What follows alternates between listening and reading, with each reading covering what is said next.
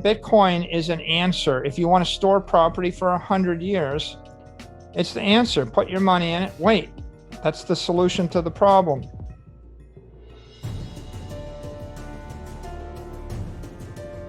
Bitcoin is the most liquid, scarce, uncorrelated asset that you can buy if you're trying to do this in a treasury.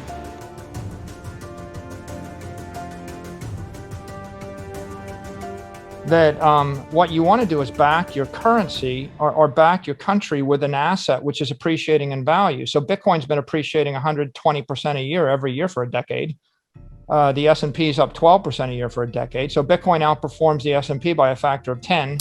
It outperforms gold, which is up by maybe 1 to 2% a decade. So it's outperforming gold by a factor of 50.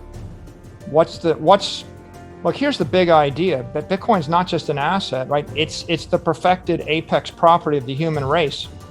If you have $1 billion and you want to give it to your grandchildren, are you going to buy land in California, a building in New York, $1 billion stack of gold? Are you going to buy $1 billion of Apple stock? Are you going to buy $1 billion worth of art, diamonds, commodities, corn futures, oil?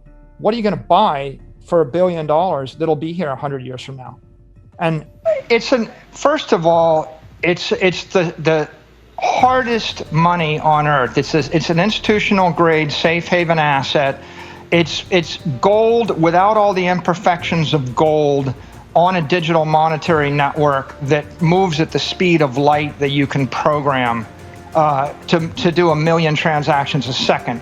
So Bitcoin is digital gold on a big tech monetary network. Why would you want it? You would want it for the same reason that you want to run electric power to your city, or you would want to run running water to your building, because civilization is based on clean energy, clean water, clean communications, clean money, right? It is an extraordinarily important thing. And if you think about it really hard, you conclude that every other asset class is more easily impaired, seized, confiscated, taxed, or regulated.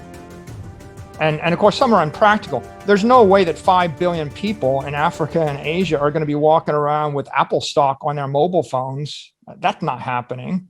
How do you pay for for anything with Apple stock on a Saturday afternoon in South Africa? Right? That doesn't work. And so, yeah, you could try to use a currency, but now I've been in business 20 years. I can't do business in Nigeria after 20 years, because if you want to do business in the fiat currency, you have to have your bank deal with your central bank, deal with their central bank, deal with their bank. Can't do it on the weekend, and you can't do it because of Foreign Corrupt Practices Act in Russia or Nigeria or whoever. And so how do you get 8 billion people trading with each other through 100 million corporations?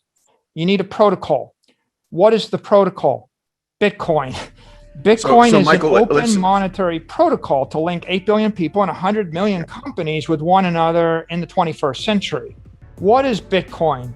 Digital property. Bitcoin is the ability to buy $387 worth of property, carry it around on your mobile phone, send it to your grandson or granddaughter. You don't have to keep it in a bank. You don't have to trust a third party. You don't have to trust a CEO. You don't have to trust a company. You don't have to trust a country. It is digital property on an open monetary protocol. No one can screw it up. I have billions of dollars of it. I can't screw it up. I have no control over it. The enemy has no control over it. Your friend has no control over it. So it is the first time in the history of humanity that we have invented digital property. And when you're buying Bitcoin, it's like buying into the digital property network. It's like, so how do I deal with volatility? Well, if you bought Amazon stock at any point in its history, it would have been volatile. It would draw down 80%, 5 times, I think.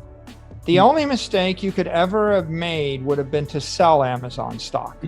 Now, with regard to companies, I think the real issue here is if every currency is correlated to the dollar, right? I mean, they're all trading against the dollar. So if the dollar is weakening, every other currency is weakening, and then every stock and bond and commercial piece of real estate that generates fiat or US dollar cash flows or any cash flows in a fiat currency, they're all correlated assets, and they're all correlated ultimately to the dollar. So if we create 15% more dollars every year for the next 10 years, Right.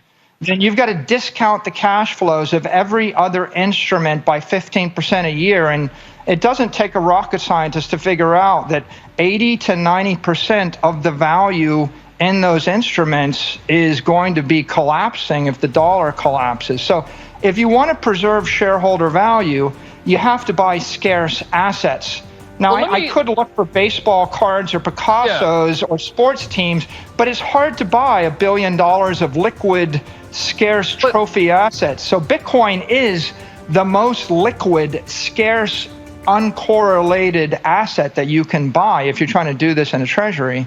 Well, yeah, you can't hold conventional treasuries. You're looking at a negative real yield against the cost of capital of 15 to 25% a year, right? I mean, I'm not a consumer. I have to control, I have to manage shareholder value.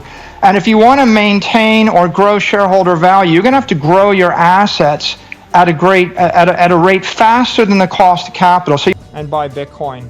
If you bought a piece of land in California, you wouldn't keep getting a price quote on it every minute.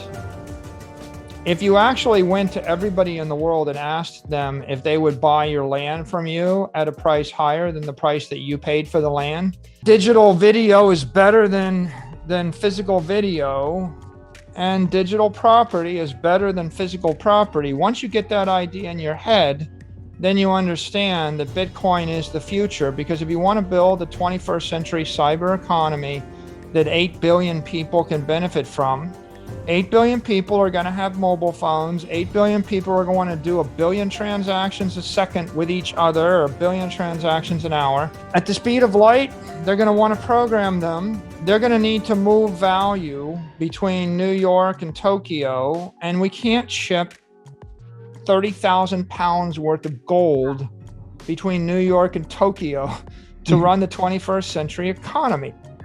It would cost you $5 million. It would take 90 days. It's too hard.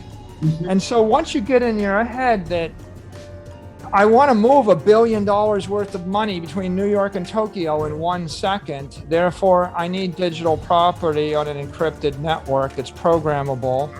Once you get that idea, the light bulb goes off and you realize this is just technology. It's better technology. All you got to do is buy it and wait for the rest of the world to figure it out.